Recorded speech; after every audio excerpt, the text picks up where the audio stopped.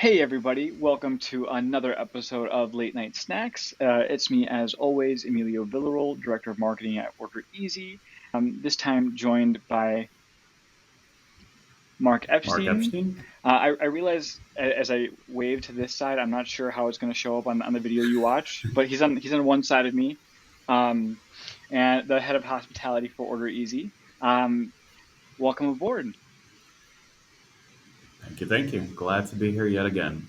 And for today's episode, Jeff is unfortunately not joining us, but it's not really unfortunate for him because he's at a craft brewers conference, really, I imagine, enjoying some awesome craft beers. And, I'm not personally much of a beer guy. I tend to go for other spirits, but Mark, how about you? Are you jealous of him? I'd say yes, because more the fact that it's craft beer, because craft Mm, beer is it's taking all the creativity and funneling it into let's make creative beer. And you're putting all those people under one roof. hmm. So you have just the most creative minds in kind of like the beer industry all in one place. And I'm a beer person, so definitely jealous. Fair point. It's something where in general, I'm not a fan of beer, but you do raise a really good point about with the craft beers. You do get some, funky, more interesting, kind of unique takes on it. And yeah, I'm also one of those people where it's like, even if it's not something I'm super into, if you give me like 10 variations of it and you're like, ooh, try this and find out the nuance and dynamic, I'm like, well, all right, let's figure this out. It's like a little puzzle. The fact that it's alcohol may help, then, full disclosure. And speaking of alcohol, want to introduce this month's cocktail that we're going to be talking about in Tipsy Travels, the Lemonberry Bramble, which is effectively a take on just a standard bramble, but made more lemony through a few little riffs with not only a bit more lemon, but also, if I can grab this here, uh, my I almost said new favorite gin, and it's just such I feel like it's such a big statement coming from me, but yeah, I'm just gonna say it. My new favorite gin, Lone Wolf Gin, and it has this really nice kind of lemon accent to it, as well as kind of like these almost piney undertones, which seems a bit weird when you're talking about I feel like it's weird to describe a beverage as piney unless you're talking about gin, and then everyone's expecting it to kind of have like notes of lawnmower. Um, but like it's like, oh yeah, berries and lawnmower trippings. Got it. That's how you make the gin. Um, no, but this is fantastic stuff. And I'm rather enjoying it. How about you, Mark? So Mark, by the way, for the viewers, refuses to let me know what it is that he's drinking. So this is a complete surprise to me as it is to you. I haven't seen it on camera. I'll give you a peek behind the curtain. Beforehand, we do a bit overview just to make sure that we're going to be on the same page with everything. And still, I haven't seen a single clue. He hasn't taken a subtle sip. This guy does not get thirsty or something, or he's just really committed to the mystery. But I'm dying to know, what is it that you have for offer today, Mark? We're gonna wait 10 more seconds. Can you show everyone that label? I know you are a gin label person, and I really want to see kind of. You're right. That is a very valid point because this is such a cool design. It just does deserve to get its own kind of moment of I love glory. it, Yeah, and I and love even the. it kind of fits that like piney. Like I like pine and lemon. It's like individually, you think, but then I can picture that in like a gin format where it's like going away from like the standard botanicals of gin, and it just kind of has this like complementary feel to it, even without me tasting it. And I can't explain why, but it works. I just made the worst mental connection off of that description, and I'm just gonna share it anyways. It when you think about how lemon and pine go together, I feel like a lot of that's due to the fact of Pine Sol cleaner that we grew up with. Well, hopefully this one tastes a little better. It I will say this tastes infinitely better than I imagined Pine Sol tastes like. I wasn't a big, Pine Sol drinker back in the day, so I can't speak with confidence on the matter. Me neither. But I have have an inclination, we'll say that that's the case. And for viewers who maybe aren't U.S. based or from the U.S., Pine Sol is a pine lemon cleaner that our moms used to use to clean the floor and stuff like that, and later I had to use to clean the floor and stuff like that. So thankfully, this tastes a lot better. Good to hear. Well, without further ado, we Anticipation's are killing me. doing a an alcohol-free cocktail. So I recently started a fitness challenge, which unfortunately puts me at 75 days without any alcohol consumption, which I'll get through it. But in the meantime, we are exploring some kind of different variations that work without alcohol. So I'm going to call this the Mini Mart Medley because it was based on what I could find in a mini mart here in Indonesia. So we started out with a lemon, lime, and bitters Bundaberg drink. So this is an Australian-based company that just brings the aromatics and flavors I of like them. I've had their stuff those three. before. Yeah, they have a great selection, and they're also great accompaniments to all cocktails. And I use them a lot just with overall like mixology. Then we have a Demsari. It's an Indonesian herbal lemon tea. Getting a bit of a glare, am I? So Okay. herbal lemon tea, kind of that Chinese green tea flavor with a little bit of lemon. This is where we really are going in a different direction. We have a ginger sparkling soda. So it has like strong ginger flavors, but it's really masked by that like carbonation of soda.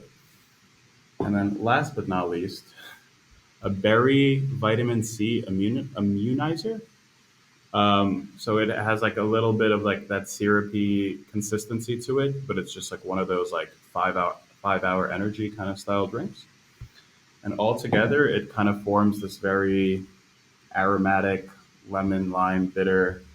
The ginger gives it a little of a kick, but it's very subtle. And then that berry syrup just gives it that sweet flavor that kind of is the cherry on top. Well, I have to say, color me impressed. That sounds pretty interesting.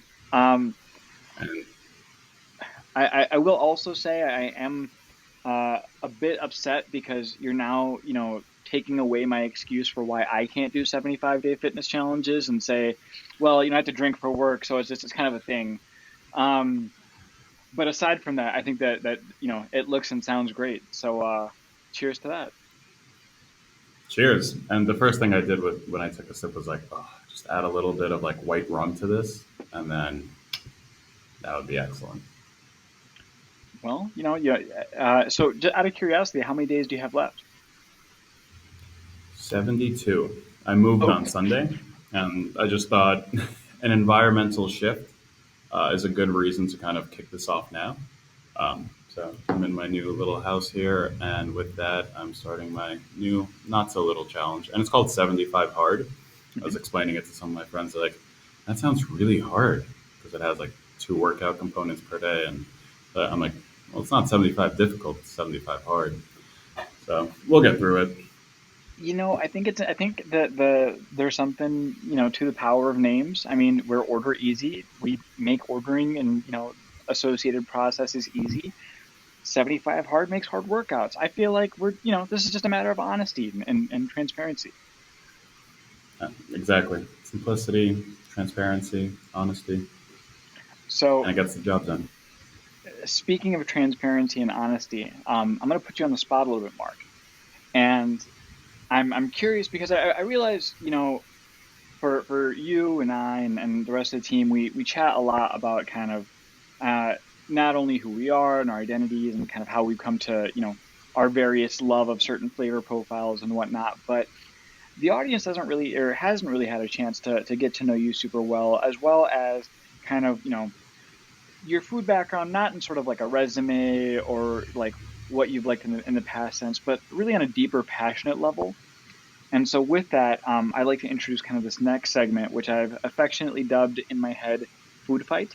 Um, I want to know what are some of your like lines in the sand you absolutely refuse to budge, like die on this hill sentiments when it comes to food, and take it as narrow as broad as you wish. Um, I'm just curious as to Hmm. what's like your food dogma. It should be perfectly acceptable to eat anything you want at any time of the day. If I want a chicken parm for breakfast at 7 in the morning, I think it's perfectly okay and I should not be judged for it. That is my. People always will look at me if, like, I want a steak with, like, mashed potatoes at 8 in the morning. Why not? I'm getting that great protein first thing in the morning, a little bit of that comforting mashed potatoes just for that emotional, like, boost. But if you look at, like, throughout history, breakfast was never really a staple. Kind of like for millions of years, people woke up and hunted meat and then ate that and whatever else they could find through foraging. And then only in the last 100 years, through like marketing, it was like you need to have this food and this food and this food for breakfast. But sometimes I just wake up and you crave a steak or chicken parm. Usually something a little healthier, but also not a breakfast food. But it all counts. You know, it's something where as you said it, like it immediately like didn't seem controversial for me, and it like it reminded me of times where through certain periods, like I would work in different countries and have to work on odd schedules. And so, for example, when I was staying in the Philippines, one really nice thing about that place is because of all the call centers and whatnot, they have a really nice like 24-hour food culture. So it might be 5 a.m. and I'm like, I feel like having Tim Ho Wan, which is this place that does like these. Have you heard of it? Hmm. They have, for those who are the uninitiated, they have like the best char siu bao like I've ever had. Which, as someone who's lived in Asia for over a decade, like I feel like it's a big bold claim, but I'm just gonna go ahead and say it. Like, yeah, um, they're at least the best like mass produced or easily available, and Yeah. hands down. Um, but yeah, I think I'd be inclined to agree with you. I mean, hey, if you're not, especially if you're, taking care of it yourself and handling it yourself, not inconveniencing someone else, why not? But I also think that it's a very kind of like Western versus Eastern belief or just like construct in food systems. Because if you go to a McDonald's here in Indonesia, you have spicy fried chicken at 7 in the morning. That is just a menu item. Their promotions are you can get fried chicken and rice, and it's on the breakfast menu. The burgers aren't available, chicken nuggets aren't available, but as part of the fast food offerings, kind of that the chicken and like rice, it's on the breakfast menus. So I think they've definitely been influenced less from the kind of American cereal companies, all these like companies that have promoted breakfast products for so long than we have been, and that's just kind of snowballed into breakfast as the subset of foods, and then in the F&B space you have brunch, which then kind of begins to take some of the lunch items because it's at a later time. It still has like the breakfast offerings, like steak and eggs. It's perfectly okay to have steak and eggs for breakfast. But if you take away the eggs, all of a sudden people are like, "You're having a steak for breakfast?" Um, yeah, Brunches where diners start to take their agency back and get to eat what they want. Um, yeah. no, and it is funny because in thinking about it, like I've definitely had breakfast with, friends in Asia, and they're like, "You're having a country fried steak? Like that is so much, that's so heavy, that's crazy." Meanwhile, like I've seen, friends in Korea where they'll have like soup with rice and kimchi, and that's their breakfast. Like, and I'm like, I'm so the idea of rice for breakfast seems so like does not compute. But in Yeah. this part of the world, it's like, oh yeah, we'll have rice porridge all the time. Well, for this week's or this month's Breaking Bread post, I wrote about Bobby Gouling, which is the Balinese dish here, and it's basically barbecued roast pork. That is technically all the places begin to serve it at 9 a.m., and that's when they're usually the most busy. And it's just the different parts of a pig barbecued on a spit over an open fire with a little bit of vegetables and rice. Sometimes you get some blood sausage. Sometimes you get like a little chicken saute. That's considered like a breakfast food. A lot of people begin their day like that. When I went to go take photos for the article, I'm watching all the delivery drivers kind of at 8:30 in the morning. I also had it at 8:30 in the morning, but there were people ordering it, and I'm seeing people to get a takeaway, and it's just a common theme here. Yeah, I remember you saying like you have a rule like never go for Bobby Gouling before 10 a.m. I think You have to get there before 10 a.m. you have to If you get get there there any before 10 later, a.m. You're just out of luck. yeah, Gotcha. it's going to be very busy, especially at like the really really good ones, because then kind of like like families and big groups, they know if they get there at proper lunchtime, no shot. So they try to get there 11ish. So if you want to beat them, you got to get there at 10. It's the Hmm. system.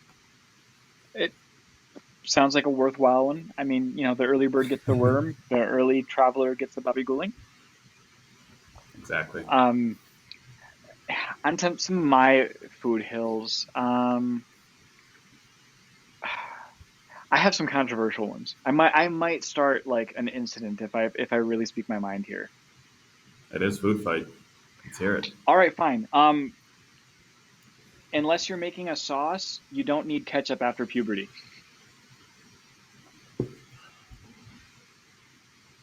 Yeah, we're gonna fight.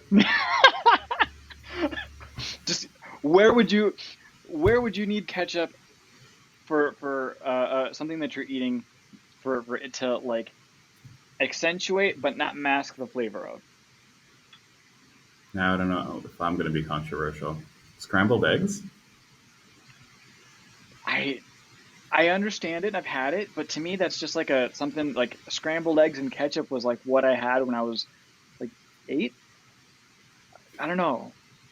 Fair. French fries. Simple dipping sauce. I think it's better without it.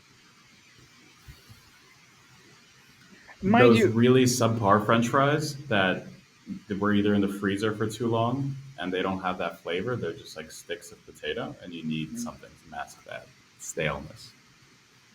I mean, if you're force feeding yourself bad French fries, then yes, I can you can make an exception for Fair, fair, dousing fair. it and basically creating fry shaped ketchup squares for yourself. But I guess my main critique of ketchup is that it just overpowers anything it's on. You just end up tasting textured ketchup. Last one, New York City hot dog. I thought about hot dogs, and it's really one of the few where I waver. That's the one where Fair. I feel like you do have a very solid case. I'll wave So my white flag. we'll say for it's not a way we had compromise. We say for hot dogs and for sauces is our choices where it definitely makes sense to have ketchup. Aside from that, I'm gonna probably judge. But if I'm not on a podcast where I'm supposed to tell my true feelings on food, I might not say anything. But seeing as we're here, I had to. I knew I was gonna. I knew that there's gonna be people watching. Like, how dare you? But There's definitely like also tiers to this. Like if you were in a nice steakhouse and someone goes and just takes ketchup and cuts their steak like that, I can't. That'll break my heart a little. There's also been moments in my life where my favorite burger in the world is in Minetta Tavern in New York City. mhm. It's one of those just like proper $30, very high quality burgers, and it's bread, caramelized onion, beef, nothing else. If you ask them for ketchup, you will have this optic response of just like disgust, and not even 100% I chance think they'll give you so. ketchup. But but you know you've done something wrong when you ordered this burger and then ask for ketchup. And there I'm on their side. I mean, so am I. I wanted to say something like to kind of balance out my opinion, but no, it's food. I'm just gonna go ahead and be honest. I think that, and again, I'm trying to think of situations like maybe if you have really really dry fries, but again, the ketchup is a band-aid, not a crutch, or it, yeah, it just covers everything up. Okay, moving on. Do you have Well, another we're gonna one? get like a skew of comments from Big Ketchup ketchup, Lovers Association, and yeah, the ketchup's after us now. the Tomato Growers Have you Union. seen these two? Do I have another one? I That's can really keep my big going. one. Let's Hard go. shell tacos are an abomination. I'm on your page there. No fight. It's just it crinkles and cracks and falls down, and your taco comes loose. And why? Um, on that same vein, hamburger meat doesn't belong anywhere near the discussion of Mexican food.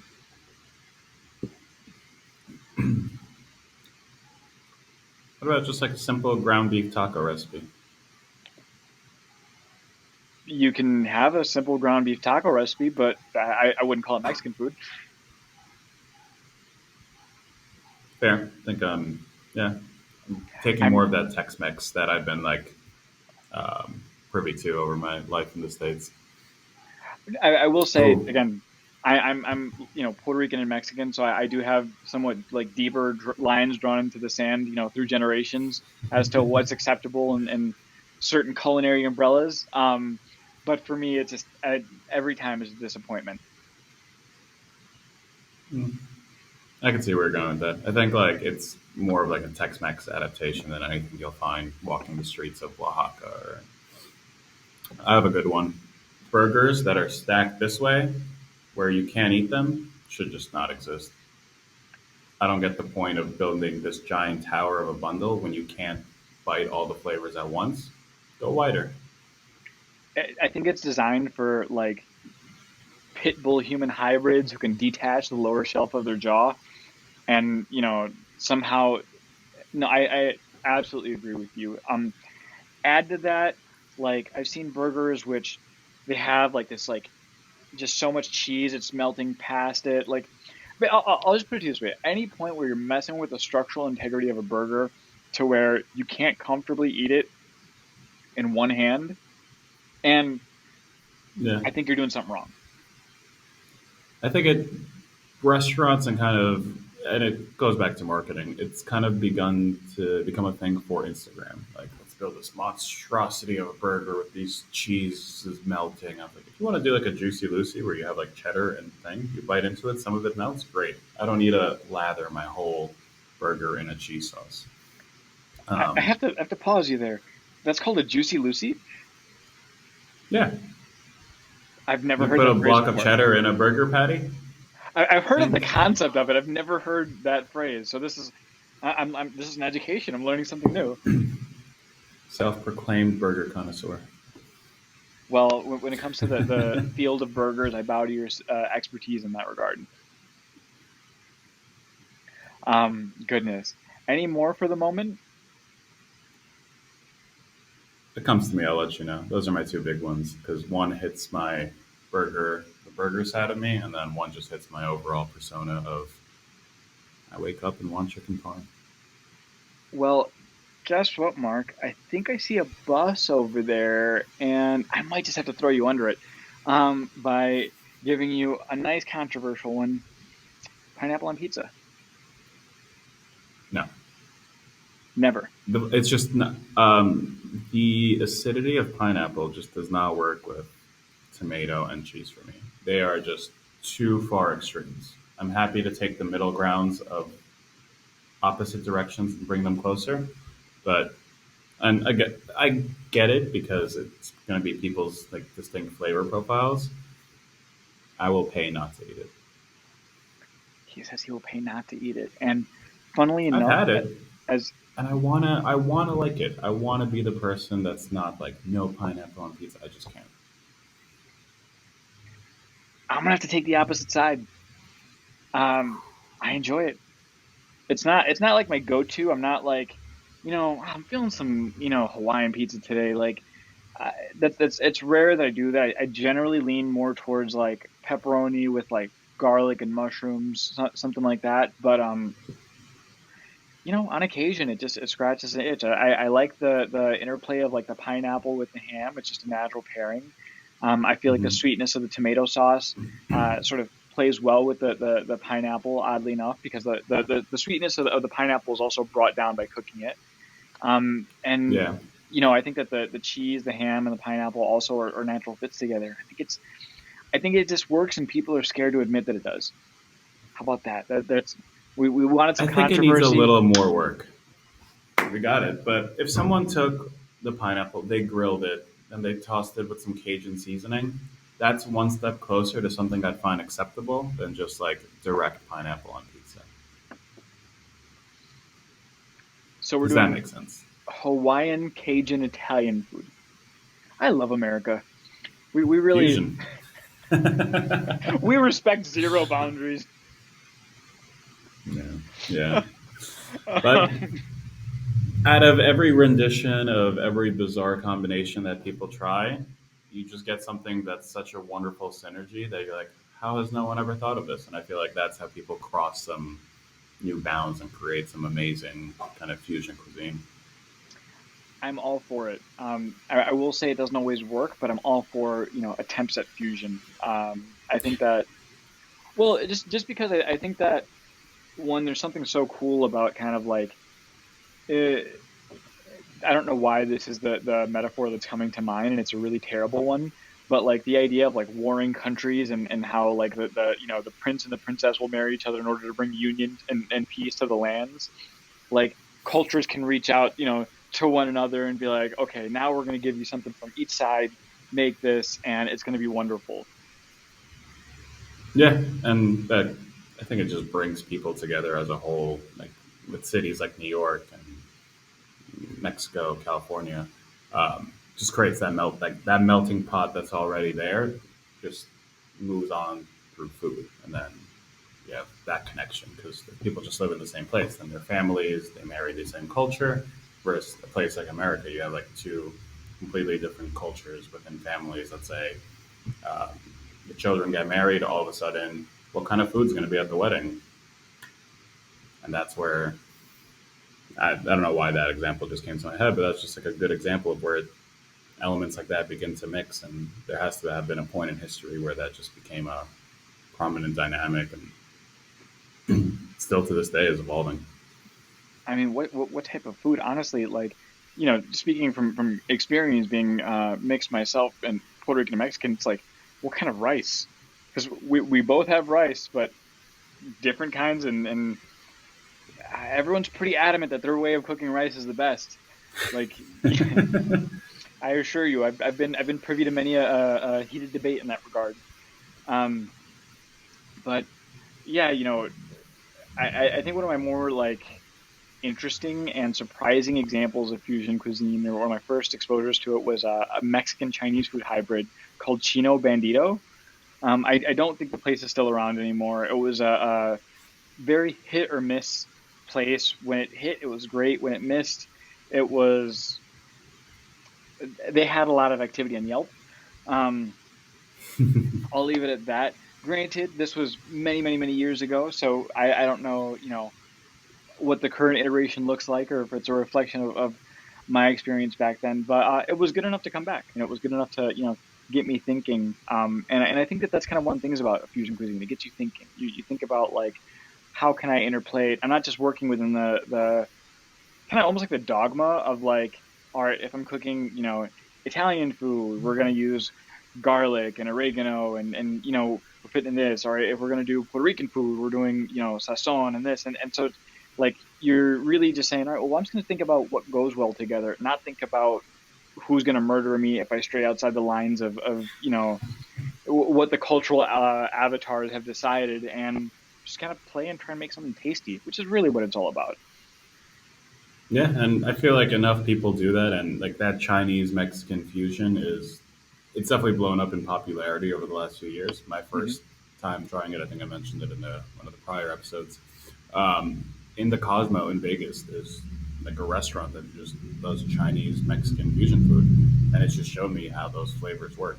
And that's just like one of 50 combinations that you can take. You can go ahead and take Persian food and mix it with Italian food, and there has to be some kind of overlap there that kind of cross geographical borders over history that definitely exists in some place. Naan bread, for example. Everyone associates Indian food with, oh, I'm going to get butter chicken with garlic naan. Well, the reason naan exists is because it made its way over from the Persian Empire to India. But just because of how it's evolved, it's just found itself as commonplace within Indian cuisine, even though it's not considered Indian food in theory. So you look at kind of geographical borders, but also places like America where this can happen on like a hyper level, like very quickly within communities, within certain cities, and kind of how um, those culinary paths are taken by either children coming over to America or just multiple generations having the opportunity to really experiment in that nature. It's funny, and you kind of reminded me of this when you mentioned the butter chicken. And granted, viewers, please forgive me. I'm not. This is not something I intended to talk about. I'm not prepped for it, so I'm not sure. Do your own research. But I think butter chicken may not be like kind of traditional Indian food. I think it may be kind of a later um, riff on Indian cuisine that was created maybe even in London. I know I read a Wikipedia Yeah, entry for it at some point. it's a byproduct of colonialization from the British in India at the time, and it kind of cemented itself as that way because it was the outsiders coming in, and they wanted to bring in their own elements of cuisine to that, and they didn't eat the local Indian food, so they went in and had basically, I don't know the exact history of butter chicken. Also, do your own research, but I think it was created as a byproduct of that. And actually, I wrote about kind of Detroit has a great example of this with almond chicken. So there were Chinese immigrants who'd come to Detroit. They opened up Chinese restaurants, and the target audience was, the auto workers that would be in Detroit. So they're hoping to cash in on the large influx of people who are trying to staff those, jobs, and they realized, well, they're not really super familiar with Chinese food out here.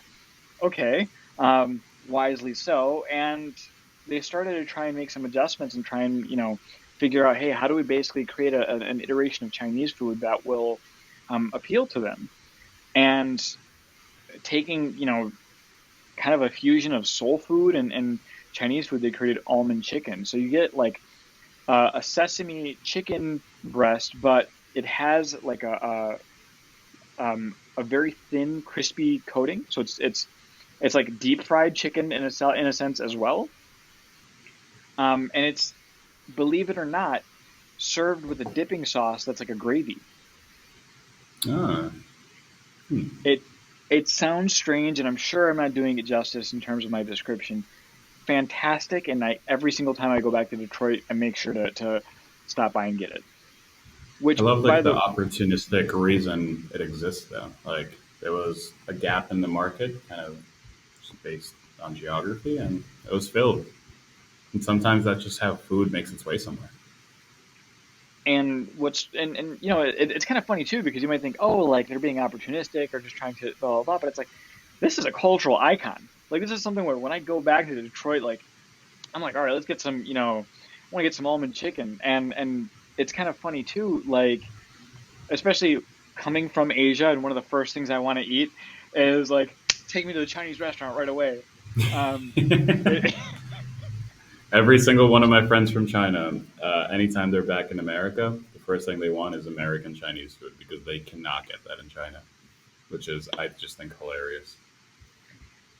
it, you go for what you like, and sometimes like the regional variation of it just it develops a special place in your heart or in your stomach. Hopefully not in your heart, depending on how healthy you're eating. Um, Anywho, wanting to transition forward and kind of talking about, we've done a bit of intro on what we're including in this month's Amuse Bouche. You shared a little bit about Bobby Guling in Bali. I talked a little bit about the lemonberry bramble, of which I found inspiration in London. One thing though, which I thought I wanted to share a little bit about, is on our newest series, Mise en Place. And in this one, we talk a little bit about, why you should self-distribute your beer until you can't. And while we started the conversation sort of centered around beer, I really feel it applies to not only, all spirits, but if I'm being honest, I really feel like the lessons and the logic kind of extend outward for anything in terms of, you know, any kind of project or product that you're trying to get amplified by working with, kind of a larger distributor or an individual as a distribution network or something to that form. Um, I haven't, I'm still simmering on this and still letting it marinate. I love my food puns. To, figure out if I still fully feel this way through, and that it fully applies, but um, without giving too much away in the article, a lot of it sort of centers around the idea of, hey, you can always work with a distributor later. You can always go and say, hey, now it's time for me to start a distribution agreement. But really, before you go ahead and jump into that situation, um, establish your identity first, establish your branding, establish what it is you're going for and how, before you try and make the how bigger, wider, more effective, more volume, more high speed. Mark, where kind of loosely are your thoughts on that? Yeah, I think it ties into that, like that branding component is just a lot of people have their ducks in a row, like that kind of that bare minimum. But I think nowadays, with just kind of the volume and like sizes of markets within like the beverage industry, within craft beer, within non-alcoholic spirits, you kind of have to go a couple steps forward. And some people just like miss the ring there, and they go straight and kind of they want to get out there to the world and distribute. But dialing in on those niche markets is just kind of really going to allow you to become a leader in the space or really build within that specific market segment. And it's just like taking those like little individual baby steps rather than trying to walk over a staircase and take 5 steps at one time. Um, Self distribution really kind of allows you to do that, to retain that control and those elements while also building it with your existing branding and the story you're trying to tell through your company, through your product, through the people that work there. Um, so for as long as you can to retain control of all those elements, before you kind of outsource and hand over a bundle of work to anyone else, I think to align it to the brand as best as possible, to your mission and to your values, just really goes a long way, um, on a long term basis. I think it's a really valid point, and I'm kind of reminded of the idea of, like, you never get a second chance at a first impression. Once someone sees you, once someone's exposed to your kind of personal brand, okay, now they're the clock is ticking. They're at some point going to make a value judgment about who you are, what you represent, et cetera, et cetera. And that's true for people as well as true for products. When they come across something, they're like, all right, well, how do I read it? Is this, something that's going to be for me? Is it something which, is it going to be cool if I'm seen with it? All these different kind of aspects to it, and alcohol is really no different. If not, I'd say maybe even kind of a greater example of it. And it's funny, and again, viewers, to break the fourth wall, I promise, completely unscripted. But as Mark was just sharing his thoughts on it, I was like, we spent so much just talking about, like, how much I dig this label, like how cool I think this, wolf label is, and even like, I love it. On the description, I don't know if you can tell, it's gin with bite, which I think is very fun. And you know, a lot of why I went after this, I was like, oh, this looks like a really cool bottle. It looks interesting. It has it seems like it has a story to it.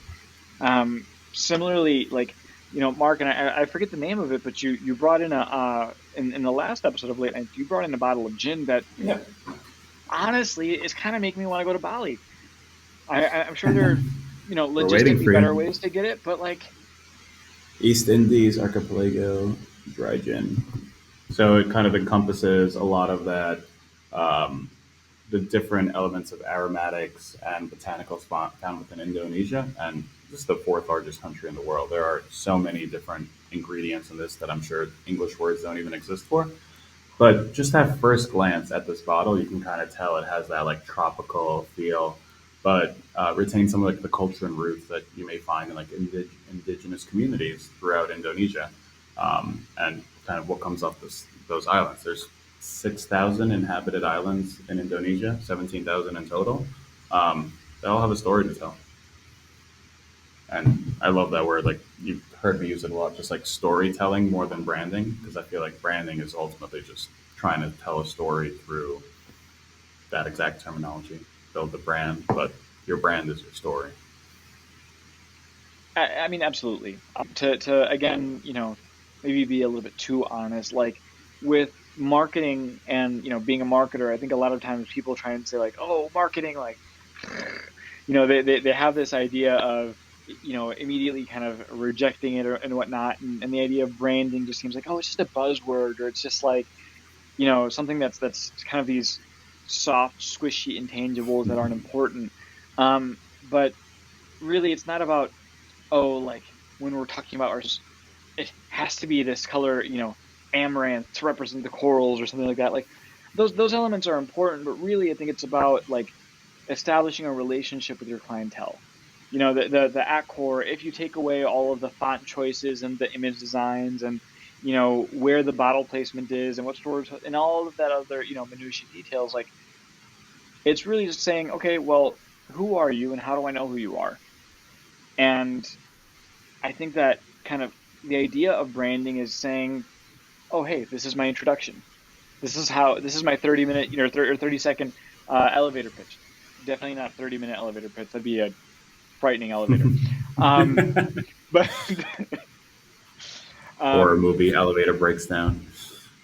I was briefly stuck in an elevator once. It was not my favorite thing in the world. At one point, I was like, considering like punching up the like area above me so I could like climb out and shimmy Tom Cruise style. The elevator was stuck for 5 minutes. It was completely overblown, but it's something about being stuck in a box where you immediately start thinking about ways out.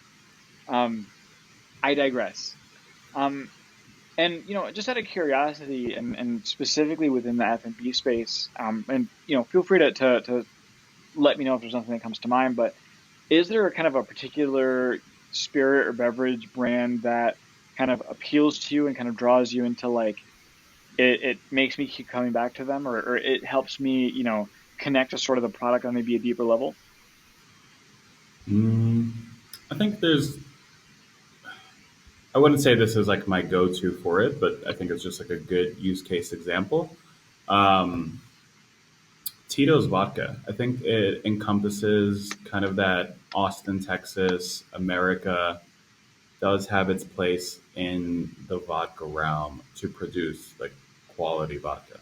Unfortunately, a 15 or $20 bottle of Tito's in the US is about $85 here. So it's not my go to by any case. Welcome to Indonesia. But I think it's just an excellent kind of scenario of where they've told the story and the roots and heritage of that company through kind of, and it is a very mass distributed vodka, but they've done a good job of maintaining that story, the branding to connect with that American market, to connect international people with that American made industry focused product.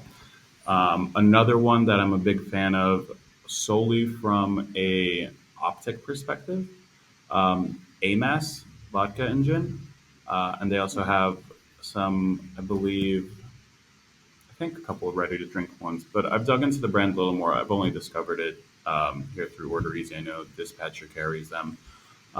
It's a group out of LA that really focuses on kind of this like wellness component. I believe they do like candles and some other aromatic, just home products in addition to their spirits.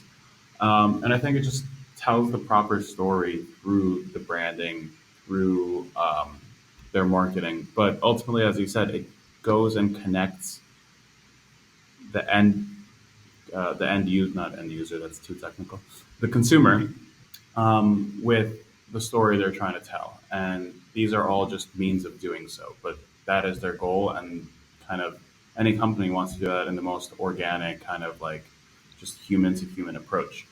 And I think those are two that do a good job at it for sure. I will say Tito's for sure is a big example for me as well. I'm actually familiar with some of the marketing that they've done and some of the partnerships that they've made. Like they've partnered up with some big, a big comedian as well, who on every single podcast I've ever listened to with him He's like, yeah, can I get a Tito's and soda double? Um, and he orders that like other people breathe. Um, but yeah, and even if you look at the bottle, like it seems like unassuming, but it's also very clearly American. Whereas, especially now with the political climate, you're like, huh, I guess there is something to taking a vodka and saying, hey, we're not trying to be, the expensive elite, like, identifying as like the top of the food chain for this in its native land or as authentic as possible. It's like, no, we're just making some good, vodka. We're not promising it's going to be fancy. We're not promising it's going to be, anything that's going to make you what write home about anything, but it's going to be good. And I think there's value to that. Absolutely. And just kind of that it encompasses that like American industry, hard work in it as well. I think that's just like important to American roots and a lot of how the country was built over the last 100 years, 200 years. Now, I'm quite some time removed from my university days, but I'd be willing to say it may be the most popular vodka on college campuses. Somewhere between Tito's and the Georgie that comes in those plastic candles. One of those two, or I guess it'll depend on the school. As a freshman, just kind of like no job. I don't know if I was going for the Tito's in bars. Um, Closer to graduation, kind of have an internship paycheck. My taste Mhm. changed. Fair point. Fair point. Um, and I do have to say, noting that we're pressed on a bit on time.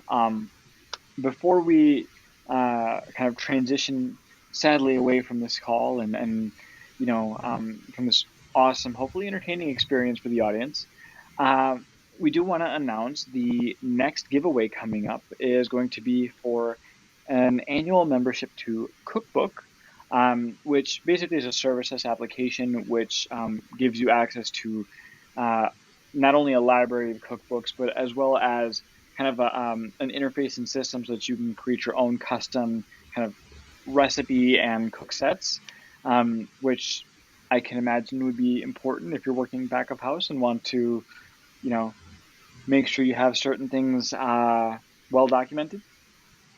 Though there may be other mechanisms for that. But with that, it kind of got me thinking about some important kind of cookbooks in my upbringing, some that have really stuck with me through the ages. One of them being Comida Criolla, which, and for the life of me, cannot recall the author offhand. But I was always taught as like, hey, by the way, if you're looking for like the Bible of Puerto Rican food, that's good enough. That'll work. Go to there. It's where I learned how to cook pernil, which is that Puerto Rican pork shoulder we talked about in previous Amuse Bouche. And just it's timeless. Like I still remember the original comida criolla from like my mom's library, where it's got this like you know fabric book cover, hardcover book, and whatnot, and like they're still releasing it. They have new editions which are glossy and shiny and updated for the modern era. But that was always one where it's like, okay, if I need to figure out how to make something and I can't talk to mom or grandma, like this is where I go. And the other one, again, I feel like I'm it's a throwback to my dual heritage several times in this episode. The other is called Rosa Mexicano, and is actually about, I may be messing this up, I believe a Cuban woman of Spanish origin, in terms of like nationality, who spent around 20 years plus in Mexico and just really, really took the time to embrace and learn the culture and like, dug into it. And this, it was like an autobiography slash cookbook. And it was something which really like changed the way I looked at Mexican food growing up. Learning like, what do you mean there's different color corns? All corn's yellow. Like, or finding out like how they would do things like having, and again, I forget the specific details of it, but like corn in which it's like partially fermented or goes through a partial process of where like it's broken down to where you don't think you should eat it. But by going through those processes, it ends up getting like this incredible, crazy new flavor profile added to it. And it was a deep dive and introduction into something I should know tons about, but that through the lens of an outsider, sort of, and I say only in the sense of that, she came into Mexican cuisine later in life, um, was able to sort of help reintroduce my own culture's cuisine to me from the perspective of, hey, I know you probably don't know about this, but I'm so in love with this stuff. I need to show you everything that this has to offer. I'm long winded, I'm ranting, I'm not sure if that makes sense. But it was It one does. which, yeah, I feel like it's you one. could Sorry, go ahead. no, you could read like a historical fiction book, and it'll give you like a time and place where like your grandparents grew up and kind of introduce that to you. Or you could do it through cookbooks and kind of how food came out of it and kind of the stories that the author tells through their food. And I think it's awesome that they're both so close to you, like culturally and like through heritage, that it just gives you that kind of insight that you could find through anything, but especially through a cookbook that I think is more enjoyable and you get that interactive component. You get to eat what you make. You gotta eat what you make, and it's one thing too. Like I remember really enjoying it because not only is the author like famous restaurateur, of course, accomplished chef, accomplished photographer as well. So you can really tell like that full control over kind of the product of the cookbook that came out because they shot the photos, came up with the recipes, tested everything, wrote the biography of, their story that led them to this recipe and beyond.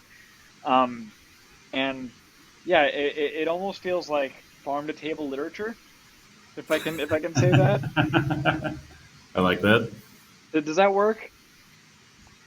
Fusion.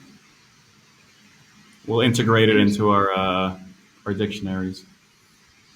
How about yourself? Are there any like cookbooks that you come across sort of in your history that really like stand out as being more than just like, oh, hey, if I need to learn to make this, I'll turn here, but ones which is really like kind of had an impact on you?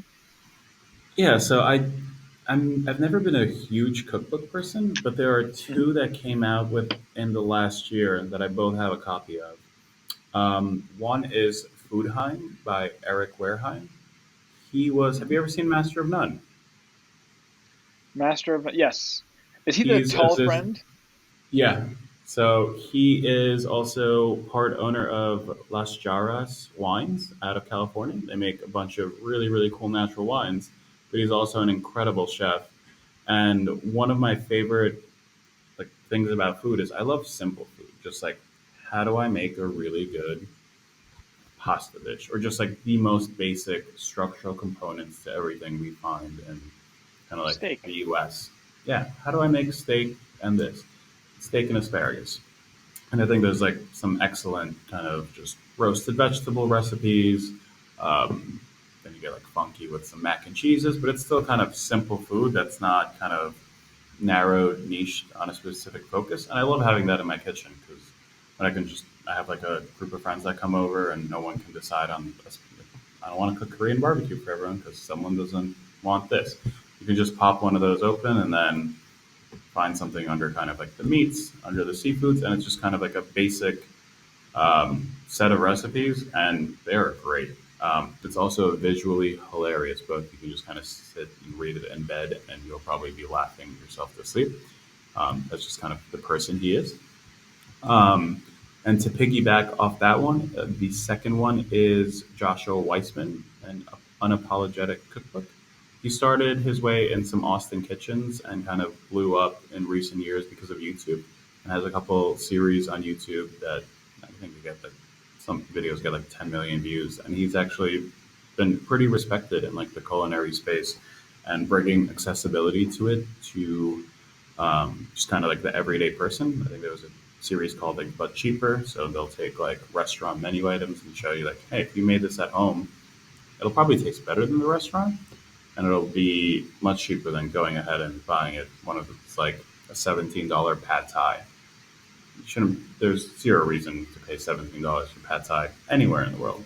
and he kind of shows it through that, and it just kind of encompasses everything from like exquisite fine dining where you need sous vide to making lasagna. And I like the accessibility and the simplicity of kind of both of those.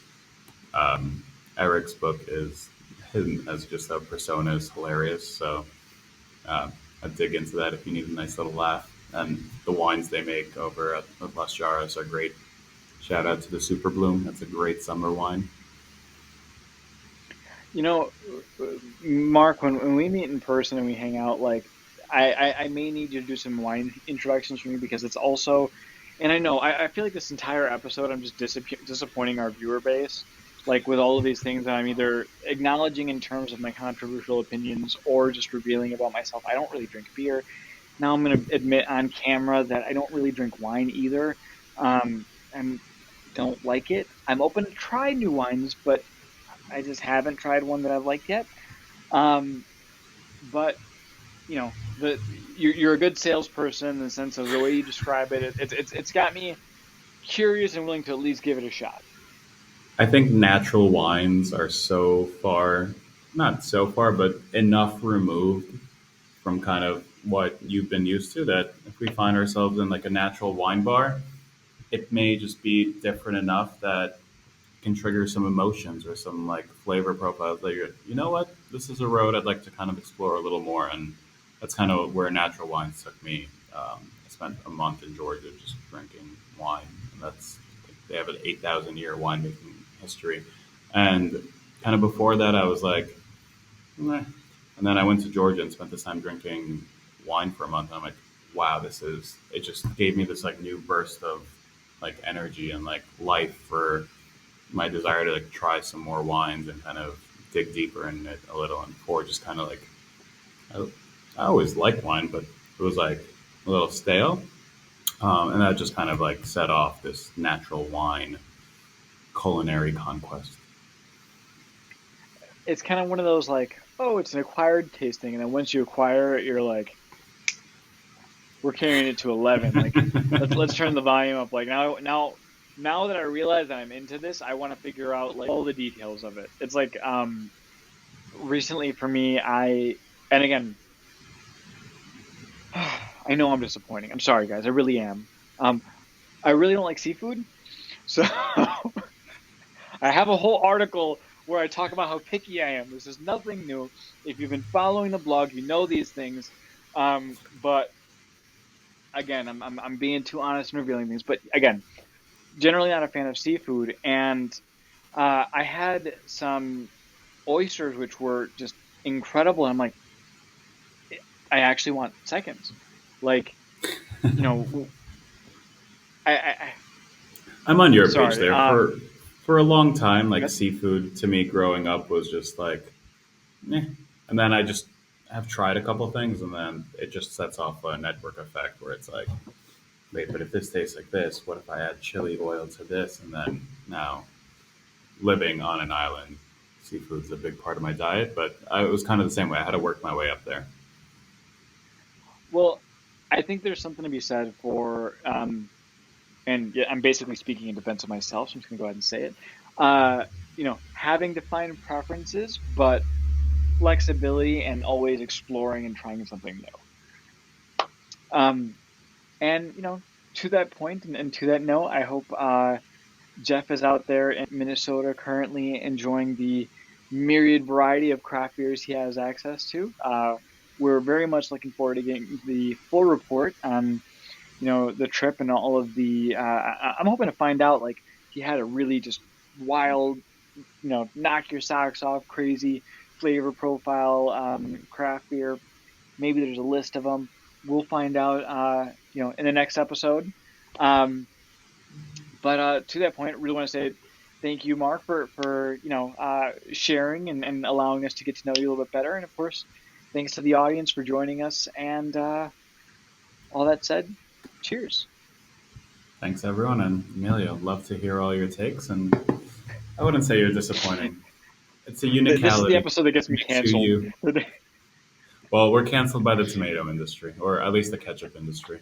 So, Big Tomato's got me. We got to catch up. Um, okay. All right. Well, cheers. Take it easy, and on to the next episode of Late Night Snacks.